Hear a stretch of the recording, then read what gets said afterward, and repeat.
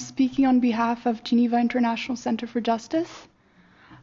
We thank the two speakers, and we also acknowledge and appreciate the ongoing work carried out by the group of independent eminent experts and highlight the importance of recognizing the rights of Indigenous peoples and their role as climate activists and human rights defenders.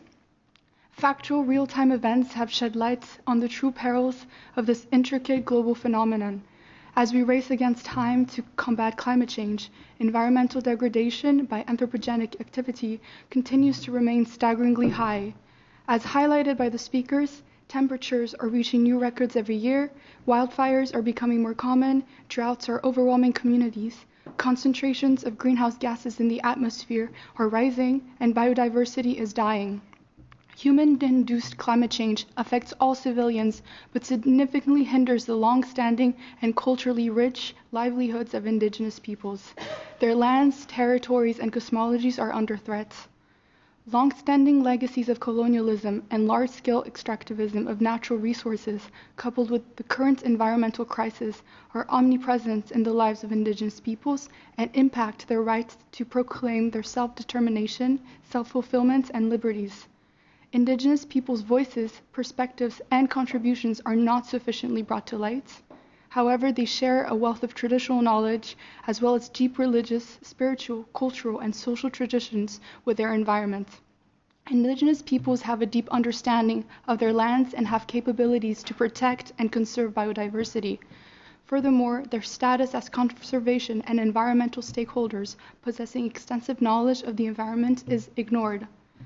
Empowering Indigenous communities' collective rights to lands, territories, and resources benefits the preservation of biodiversity, endangered lands, and is necessary to tackle today's pressing climate emergency. Women Indigenous leaders, in particular, are increasingly more exposed to violence and stigmatization, as they embody important roles of agents of change and human rights defenders. Together, they mobilize and advocate for change and fight for their rights amidst the current global environmental crisis. The environment represents an extension of their existence, as shown through their traditional knowledge, where care for the earth transcends mass extractivism and overexploitation over natural resources. Indigenous groups sustainably conserve, replenish, and protect environmental resources and enhance social relations among communities by promoting resilience and culturally adequate economic development. They are instrumental to addressing the climate crisis. Hence, their wealth of knowledge must be preserved.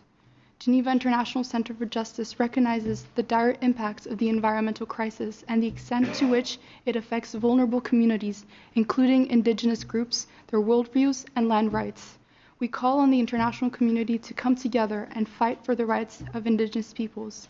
We urge active involvement from multi-stakeholder bodies, bringing together youth advocacy and international organizations to mitigate adverse environmental impacts. Together, we must recognize Indigenous peoples' unique contributions and value their livelihoods, communal living, and sustainable practices, safeguarding habitats and ecosystem destruction. Thank you.